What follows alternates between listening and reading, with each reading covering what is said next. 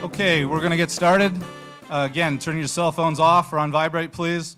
One reminder, we've got a sort of a finite amount of time, so if we can get quick into the questions, and it would be helpful for Coach Bellichick, as well as Bubba and the Chancellor, if you would identify yourself quickly. Just name and affiliation just as quick as you can. I've got first 6, 7 questions set. So we're about ready. Here we go.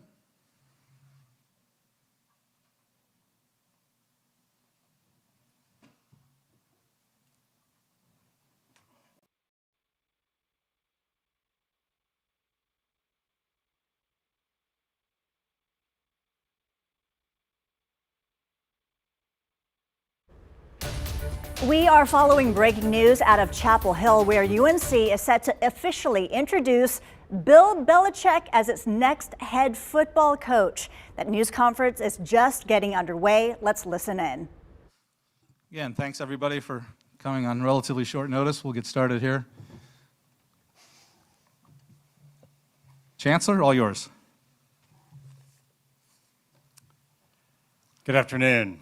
Thank you all for being here, especially on short notice. As Steve said, I can't let the opportunity of so many sports journalists being here without recognizing our national championship winning women's soccer team, which won its 23rd national championship here on Monday.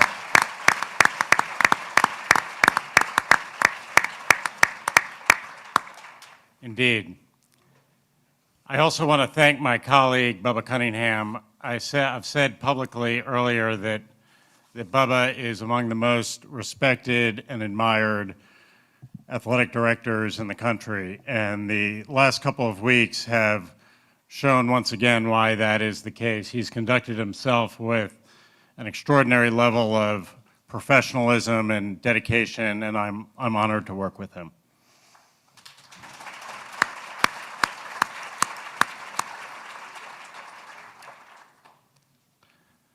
So it's always a great day to be a Tar Heel, but today is an especially great day to be a Tar Heel. We've been playing football at Carolina since 1888, and I suspect that in those 136 years, there are a few days that have been as auspicious as this one. I've said many times that we want to be the best public university in the United States, and that means excellence in everything that we do. We're going to have an excellent college football program. We want to compete with the best, and we've hired the best coach. I was sent this morning this excerpt from Carolina's Football Media Guide from 1954. It's talking about one of the assistant coaches, Stephen Nicholas Bellichick. When Steve joined the Carolina coaching staff 2 springs ago, he felt right at home working alongside Bill Edwards, who had already come here.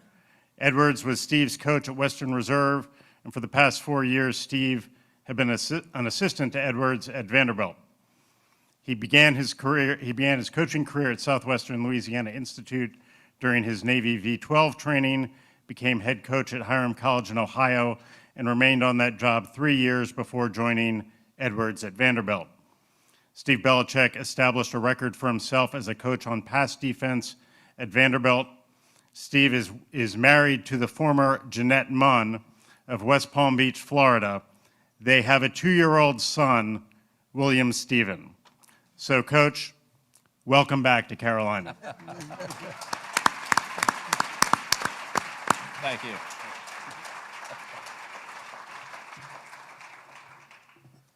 Thank you very much, Chancellor. Really appreciate the kind words. And in the immortal words of Yogi Berra, the future ain't what it used to be. And we are embarking on an entirely new football operation, and we can't wait to have Coach Bellichick leading the charge for us. Over the last 4 or 5 years, anytime there's been a search anywhere in the country, they thought the first 2 people you should call are Brad Stevens and Jay Wright, so that's who I called first. I didn't think either one of them were interested, but then we said, all right, how big can our list be and who should be on it? And we are here today to celebrate an incredible day for Carolina athletics and having Coach Bellichick join us at the university. We are known as the University of National Champions, and we have a Super Bowl champion coach who's here to lead the program. With him today is also Michael Lombardi, former general manager in the NFL, and the future of college athletics is changing, and we want to be in the forefront of that. Coach Bellichick has demonstrated his passion for teaching, for coaching, and for lifelong learning, and he is an absolute perfect fit for us at this time in the history of the university and the history of college sports. Please welcome the new head football coach at the University of North Carolina, Coach Bill Belichick.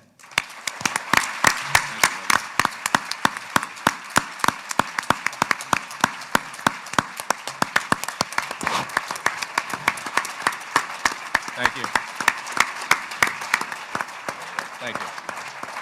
Thank you. Bubba, I believe you have a presentation for Coach. Chancellor also. All right. You got a jersey. And I did get a new sport coat for the occasion. Oh, sorry, Bubba.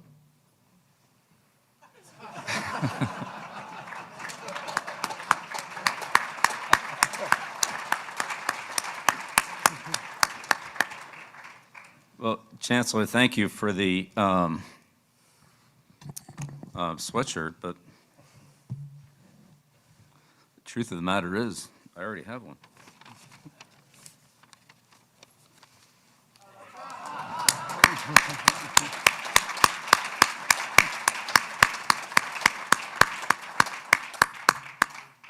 It's good to have two. That was actually my dad's from when he coached here. Yeah, you can tell I like it, right? I've kept it a long time. It's got a little wear on it. Chancellor Bubba, thank you. I can't express my gratitude to both of you, the Board of Trustees, for this amazing opportunity. I've always wanted to coach in football, coach in college football, and it just never really worked out. Had some good years in the NFL, so that was okay. But this is really kind of a dream come true. I grew up in college football with my dad. As a coach at Navy for 50 years, so as a kid, all I knew was college football, and so it's great to come back home to Carolina and back in an environment that I really grew up in. When you're little, you don't remember everything. Obviously, I was too young to remember a lot of things from Carolina, but as I grew up, you hear the same story over and over and over and over again, and so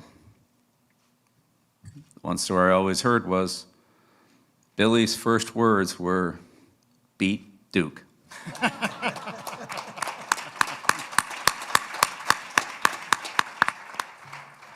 So, full circle. But again, very grateful and appreciative for the opportunity.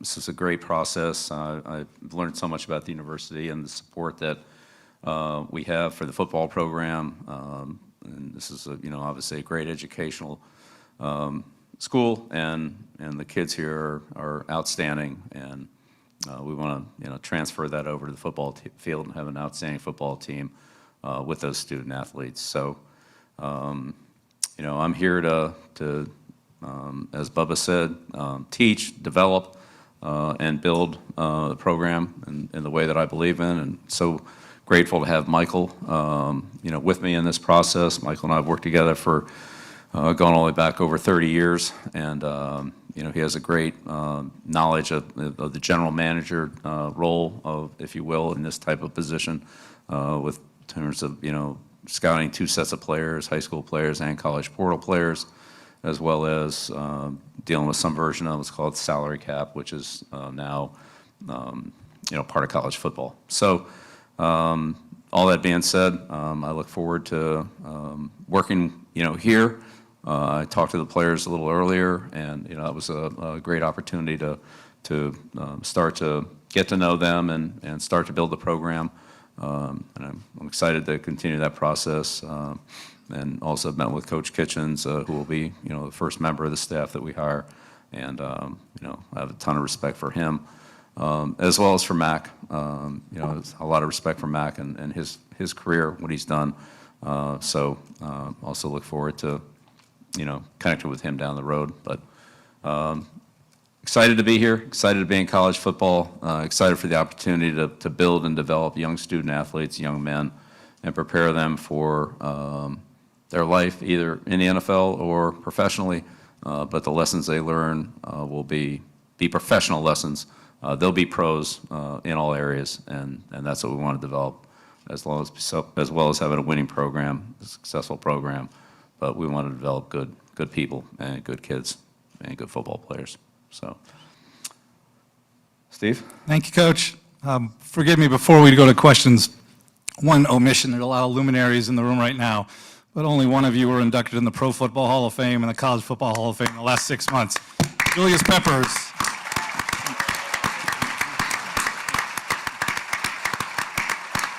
Congrats, Pep. Okay, again, please, if you would identify yourself and your affiliation quickly. Let's get through the questions quickly so we can get to as many people as possible. Hold your hands right now because I've got 7 assigned already. We're going to start over here on the right-hand side. Aaron Beard with the AP. I've already done that part. Go ahead, Aaron. Hi, Coach. When you were studying college football in the last year and examining it, so much more has come into professionalism in the model, whether it's NIL, portal, revenue sharing coming up. How many parallels did you see to what the experience you've had at the pros, and do you envision it sort of being like a mini NFL team in that regard? Yeah, thanks, Aaron. I do think there are a lot of parallels. There's certainly some differences, but there are some parallels, and I think that's the reason for the general structure of Michael as a general manager and myself as a coach, and working together collaboratively like we have done in a professional organization. So. Yeah, I do think there's some parallels. There's differences for sure, but yes. Right next to him, Brennan. I'm sorry, Coach, go ahead. Hey, Bill, Brendan Marks from The Athletic. At what point in this process did you decide or know that you wanted to become the next head coach here? Was there a singular moment when that happened? And can you elaborate on the investment that North Carolina and your conversations with the Chancellor and Bubba made to make you feel comfortable taking the role? Yeah, I mean, it was, we went through a process, but it was great. Every step of the way was great. The support was tremendous. All the things that I feel are important to having a successful program, Bubba and Chancellor Roberts reaffirmed, and I think they made they've made a great commitment to this program. Obviously, a great university, and I'd say along the way, as kind of things got out, if you will, the amount of support that I got from Carolina grads, former Carolina football players, people that are connected with this university was really overwhelming. And not that I'm any social media expert, because I'm not, but there was an awful lot of, positive feedback from my face and stuff like that, and it was great. Front row left here, Chip. Chip Alexander, News Observer in Raleigh. I'm roughly your age, so I ask you this respectfully. Just at 72, why do you want to keep coaching? What's in it for you? You've proven yourself over and over, and your legacy is set. Why keep coaching? Well, beats working. Good. When you love what you do, and my dad told me this, when you love what you do, it's not work. It's really, I love what I do. I love coaching. I love the interaction with the players. I love building a team, working with the assistants, game planning, the game itself, which, there's some good ones, there's some bad ones, but they're all learning experience, and working with, young kids who, with the energy, enthusiasm to want to be good, to want to be successful. It's great every day to wake up and come into that environment. Thank you. Okay, we got Andrew, then Michael. Hey, Coach, Andrew Jones, Tar Heel Illustrated. A lot of talk's been made about the difference, how college football is a lot more like the NFL, like what you were talking a few minutes ago with finances. What about scheme? How much can you take from the intricacies of the scheme you use with the Patriots to college when you don't have as much time with the college kids? Yeah, that's a great question, Andrew. I think in some respects you have more time than with the college kids. Not as much meeting time, but more practice time, certainly more opportunities to practice in pads and work on fundamentals and things like that. So, it's a trade-off, but, in the end, scheme-wise, I want to be versatile, and and take advantage of the personnel that we have. And so I've always coached that way. I don't want to just, run one front and run 4 or 5 plays, and that I just don't believe in that. I believe in attacking the defense, in defending what the offense does well, and that takes some versatility. All two teams aren't the same, and I think you have to play them differently from week to week. So that's what we'll do, and we'll use our personnel the best we can to do that. But we'll have a versatile and system that will incorporate any good player. If we have a good player, I've never told Michael, hey, that's a good player, we can't use him. Give us a good player, and our scheme we'll find a way to work that player into the scheme. Michael, then Adam, over here on the left, Coach. Hey there, Coach. Michael Coe with WCHL and ChapelBoro.com here in Chapel Hill. You've mentioned that you've talked to the current players already. Have you had conversations with some UNC football alums, guys like Julius and other players in the past? And what have those conversations, if you have had them, been like? Yes, I've had conversations with Julius, LT. I mean, he's the greatest players that have played here. Very supportive. Talked to Michael the other day. Very supportive. There's been a ton of support from ex-players and other UNC alums. This is a great brand and a great support system here. So I'm excited to just spend more time with these people and to get the support that they've, I'll say promised, but that they've, indicated that how much they want to be a part of the program and how much I want them part of it. Thank you. Adam, right here on the end, Coach, second row, and then Brian. Hey, Bill, Adam Smith with Inside Carolina. What were your impressions of UNC as a football program from the outside when you were in the NFL for so many years? It sounds like when you would come back here to scout, occasionally the place made, an impression on you. Well, to come back here to scout is, as a coach, you kind of get where go where you want to go, right? And maybe you send your assistants to, somewhere else.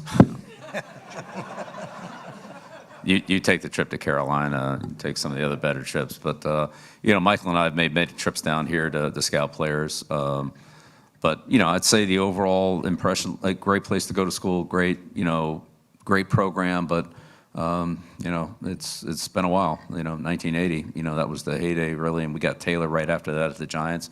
And talked so much about, the Tar Heels and their great program and kind of hasn't been to that point since. So, I think there's a lot of pride in this program, and I want to do everything I can here to help take it to the highest level. Got about 5 in this section. Brian, then Marty, right in front of him. Brian, go ahead. Hey, Coach, Brian Murphy with WRAL. Two, if you don't mind. How do you envision filling out your staff? Do you think it'll be former NFL coaches? Will it be current college coaches? And what about your son? And then for Bubba and Chancellor, did it take some time for you to get comfortable with the idea of hiring a coach with no college experience, one who's a little bit older? And how did that process sort of play out? How did you become comfortable with that? Coach, you first, please. On the staff, we'll hire the best coaches we can hire. I want to do everything I can to help this program and make it as strong as possible. So we'll hire the best ones we can get. There are several college coaches that are involved in bowl games and so forth. And so I wouldn't interfere with the process at those at those schools with their commitments to their teams. So we'll see how it goes. But look, in the end, I've already had a lot of people contact me. There'll certainly be a strong presence of NFL people on the staff. I think that's a certainty, and not only in the staff but in the training area. But at the same time, I'm looking for the best people we can get for Carolina, and that fit, I think, is a little different than what an NFL team would have, but we'll see. Chancellor, you want to go first? Bubba. I kind of got over the hump on the collegiate head coaching experience with Damon Nahas and Aaron Matson.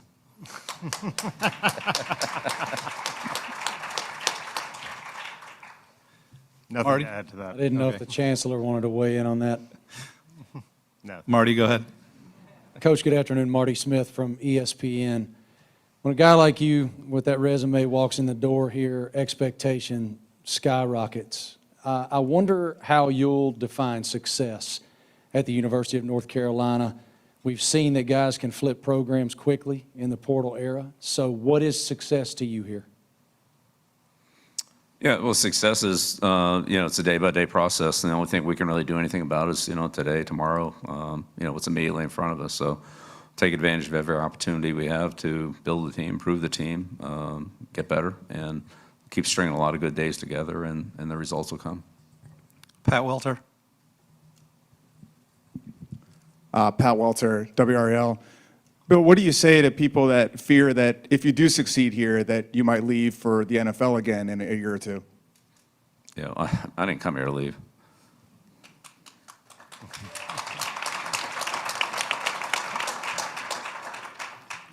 Art Chansky. Then Skip. Art Chansky in Newton, Massachusetts. Evaluation of the roster and roster turnover is very important. Besides talking to the players individually and watching film, what other ways are you to evaluate this current roster to see what kind of additions you might need through the portal and other measures? You can't work them out on the field before spring practice, right? Well, but they're working out there now, getting ready for the bowl game. Right. So they're practicing on a daily basis. And, I'm in very close contact with Coach Kitchens, and, Michael and I are here now, so we'll start the process and take advantage of all the opportunities we get. So some of those are in person, some of those are in training, some of those are on film, and so forth. Some players are injured, and those are, wouldn't be able to be evaluated now, but there are other ways to look at them, what they did in the past, and try to project what their future is. Thank you. Like Skip Foreman here, right in a row. Skip, then Jeremiah. We'll skip over to this side. Coach Skip Foreman with the News and Record of Greensboro and the Winston-Salem Journal. On my face and some of the other places, there are people who are still a little leery of your hiring and concerned about where the program is going and where you're going to take it. While you're concerned about football, there's always public criticism. And where do you want to tell those people?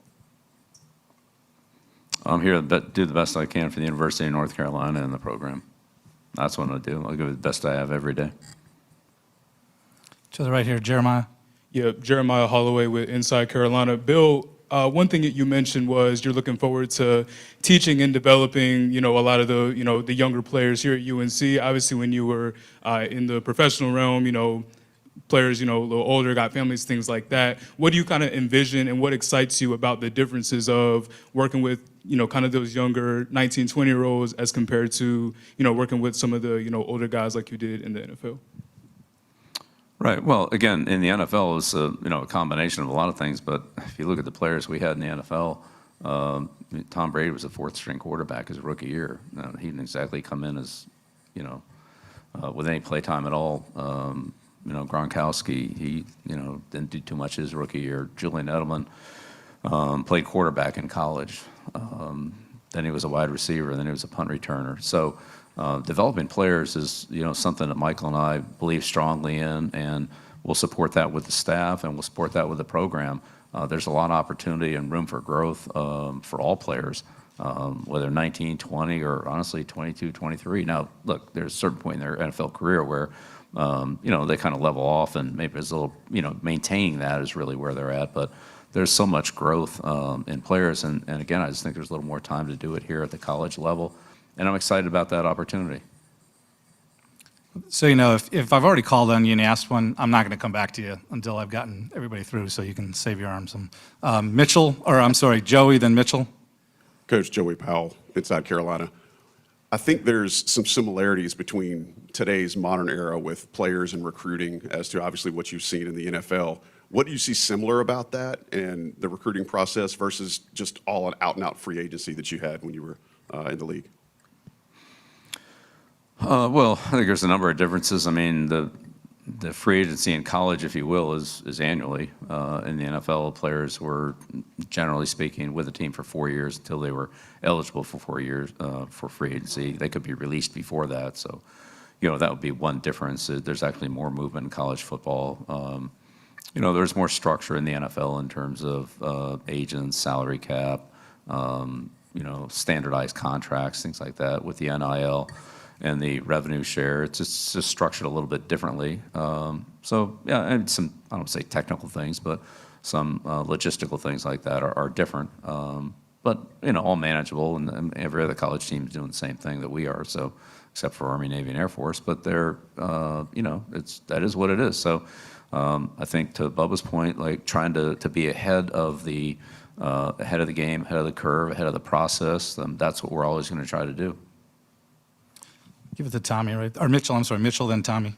Go ahead, second row. Yeah, Mitch Northam, North Carolina Public Radio. For Chancellor Roberts and Bubba, during this process, because of all the changes that everybody has mentioned with college football and the changes to come with the House settlement, was it important for y'all to pursue someone who has the extensive pro experience that Coach does? Well, it certainly was a factor in it. And we looked at a wide variety of people. And obviously, when it became realistic that he was available, and it certainly was a path that we really wanted to go down and explore. And we're just really fortunate to be here today. And he's willing to say yes and to lend his expertise and knowledge to Carolina. So very excited about it. Tommy, second row. Coach Tommy Ashley with Inside Carolina. You've been in the game a long time. How much have you seen the game itself change, and how much have you sort of changed over the years you've been involved in the game, and now you bring it to the college level? Well, yeah, of course the game's changed a lot, and really in every area, wherever you want to look, whether it's the size of the players, the equipment, the technology. But, I mean, in the end, you got, 120 yards, 100-yard field, and it comes down to blocking, tackling, ball security, fundamental execution. I mean, all those things are still important regardless of whether you're in 12 personnel or 11 personnel, whether you're in nickel or base defense. There's still a lot of fundamentals, and that's really the basics. And players like Julius and LT and guys like that are good fundamental players and great athletes as well. When you put all that together, that's where you get the excellence. And it's not just about athletic talent. It is about athletic talent, but it's also about fundamentals, execution, and technique. Third row, Rod. Rod Baxley, Fayetteville Observer. Bill, you've talked a lot about your dad's influence on you and watching him at Navy and breaking down film with him. What are some of those lessons you still carry with you, and what do you remember from those experiences that you keep going back to? Well, what I remember from being with my dad was when we would go scout a game, you had one look at every play. That's it. There was no replay board. There was no TVs in the press box. You had one look at it. And he had his pad and he had his, what he worked off of, and didn't matter whether it was a kickoff return that he was diagramming, a blitz that he was diagramming, or a running play or a pass play. He had to get the whole play, and you had one look, and that's it. And you better hope the guy in front of you didn't stand up there in the play. But he taught me how to watch football, how to watch the key things, how he learned, how he trained his eyes to go from one part of the play to another part of the play based on what the initial read was as a scout. And so those things are very valuable. Now there's more technology on the sideline. You honestly don't have to do it as well, but that's how I learned. And that's what a coach does in practice. I mean, you basically get one look at the play. You're out there in practice, and you want to see as much as you can and then make the corrections and identify whatever needs to be adjusted or corrected on the play to the best of your ability. And that's always been very helpful to me, is to be able to, see what multiple people are doing at the same time and try to identify what to correct the player on, or what coaching point to give them to help them do it better. And so that's my job, is to help the players. And all those lessons were very helpful to me. And I'd say in addition to that, the big thing for him was, make sure you get the big things right. I mean, every detail is important, of course, but you spend too much time on the details and miss the big picture: blocking, tackling, ball security, penalties, etc. Important things like that. Then the time that's spent on some little detail really doesn't pay off as much when you're not doing the big things right. Make sure you get those right first. Folks, I'm going to swing over to this side. One note: Chancellor has to step out at 2:40 to get to another meeting. We'll continue on a little bit after that, but if you've got something for the Chancellor, kind of let me know that. Right here in the front left, Brett Friedlander, and then TVD in the second row. Brett Friedlander, Saturday Down South. Coach, how hands-on do you plan to be in recruiting, and how much do you plan on delegating to your staff in that respect? And also, do you have a long-term plan as to how long you want to or will feel like doing this? I mean, I feel like doing it a long time, so I'm good to go. Well, look, I think the recruiting process belongs to everyone. It belongs to Michael and his scouting staff and evaluations and setting that up, the recruiting department in terms of, making this an attractive visitor or destination for the athlete. But it's also part of the coaching job, and certainly the head coach has a big role in that as well to ensure the athletes, the student athletes, that you're giving them what they want. And there's not always a fit there. Sometimes that doesn't quite match up, but this university has so much to offer, and our football program has a lot to offer that I think that we'll be able to attract, a good quality player. Michael, Ross, then Caroline. Michael Perchick, WTVD. Coach, what have you learned during your year away from the sidelines or even being around the Washington program in terms of different schemes or running a college football program in terms of some of the intricacies when it comes to recruiting or NIL or the day in, day out operations? Yeah, well, first of all, learned it's a lot of fun being in the media. That's not bad.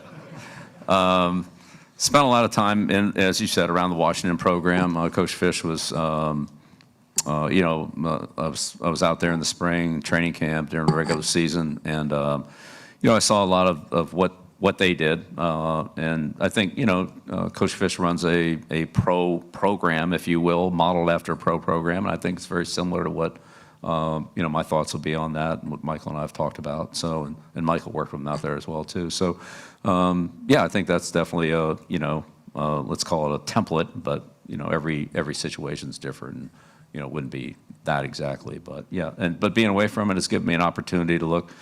I never really watched college football much during the college season. I watched it very much in the spring, looking at draft prospects and so forth. So this year I had a much better chance to follow the college game, go to college games, see the college experience on campus, which I did that several times. It was awesome. Go to several high school games, which other than watch my kids play, it wasn't something that I had much of an opportunity to do.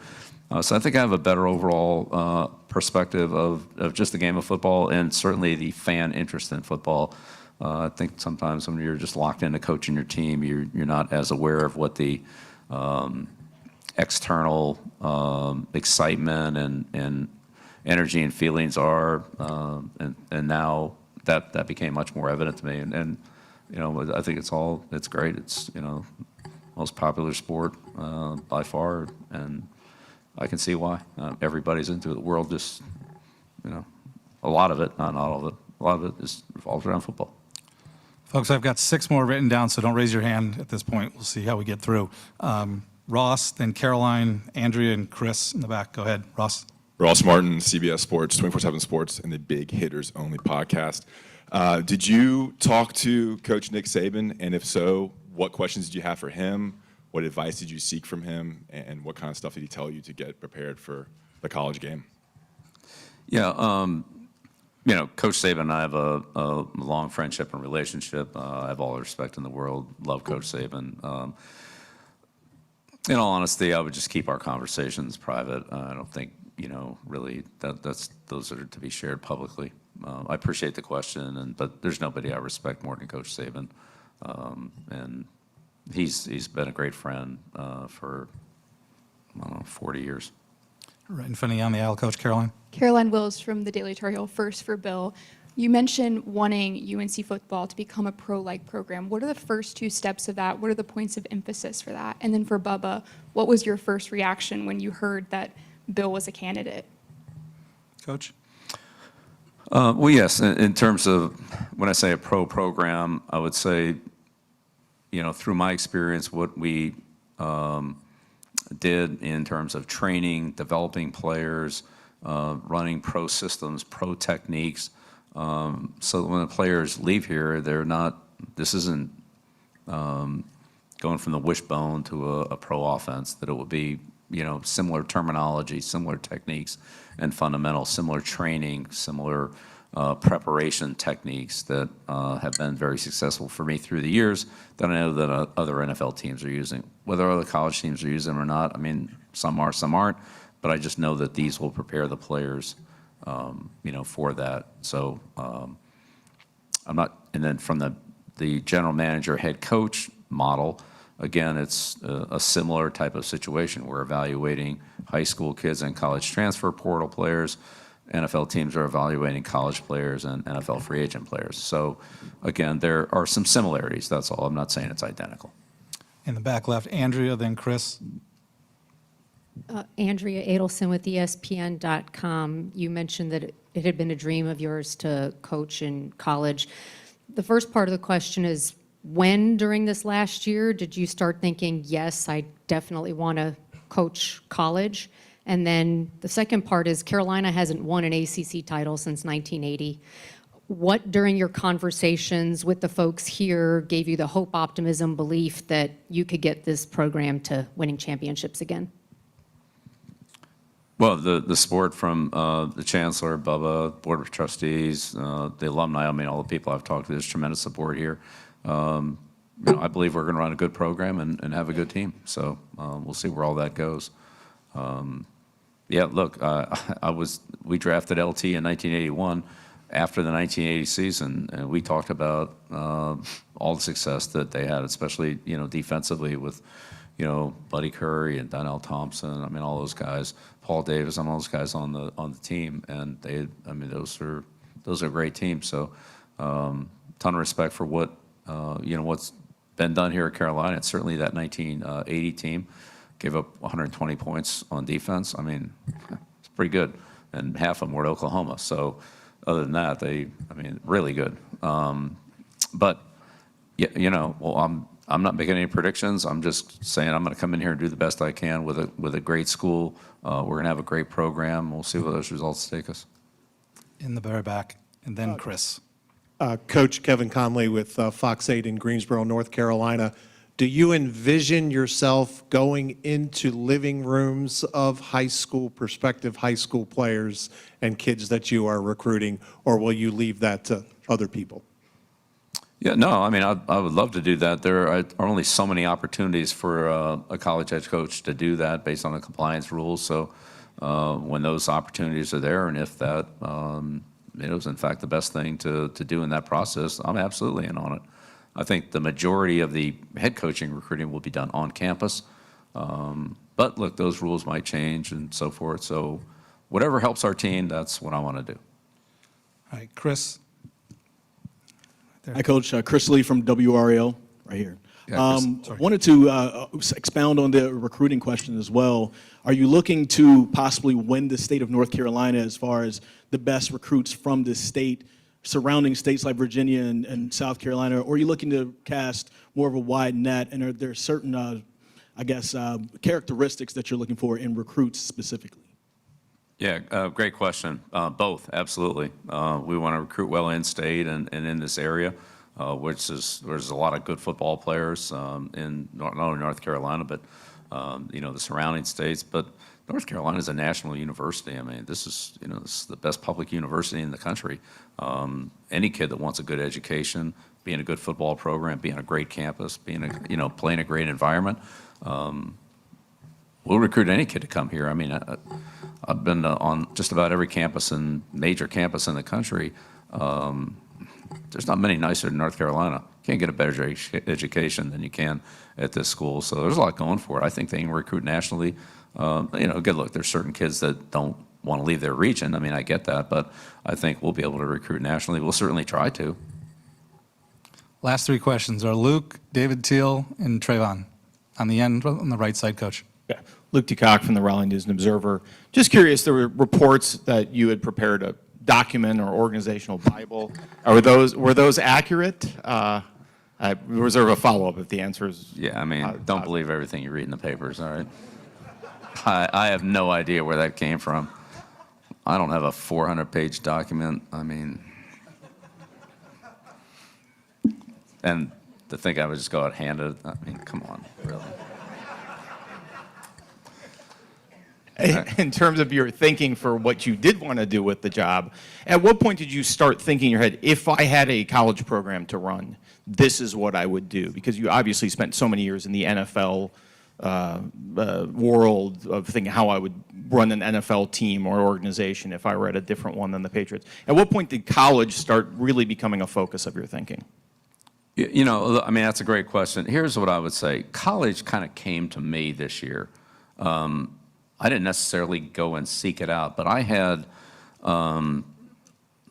many coaches, I mean, we're probably a couple of dozen coaches, talk to me and say, hey, can we sit down and talk to you about these things?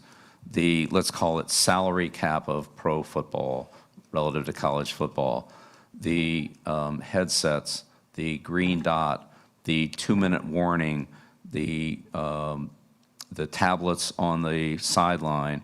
Those were all rules changes this year in college football that were either the same or similar to what we had in the NFL.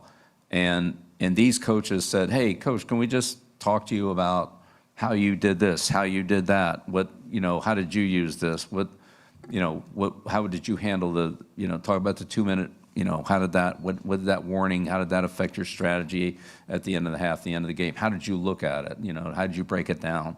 And so as those conversations started, and then the personnel conversations started relative to salary cap and how you spend whatever the allotment of money you have is, whether that's by player, by position, by, you know, freshmen, recruits, transfer.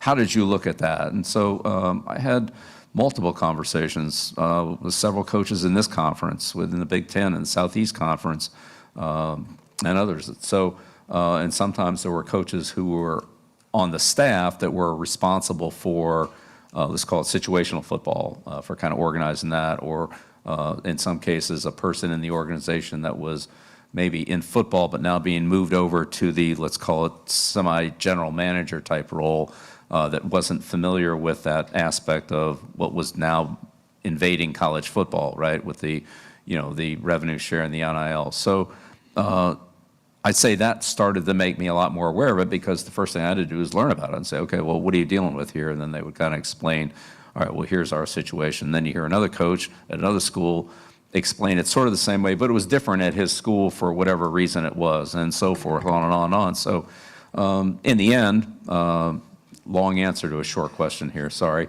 You know how I like to ramble on in press conferences, right?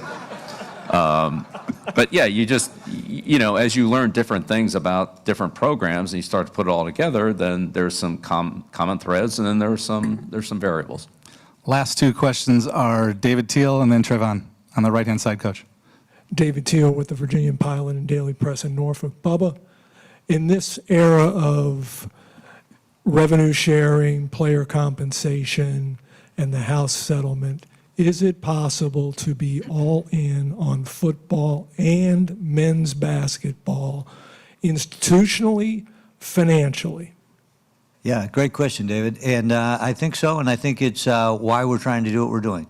I think if you go all in on those two sports provide all of the finances for the rest of the department. The more successful we are in football, the more successful we are in basketball, the more opportunities we're going to be able to provide for everyone else here. So I'm delighted with it, and I think our future is incredibly bright given his leadership and that of Hubert Davis. Our women's basketball program is starting revenue share this year with the NCAA tournament, and Courtney's done a fantastic job. So I think the continued investment is an investment in the future of Carolina athletics.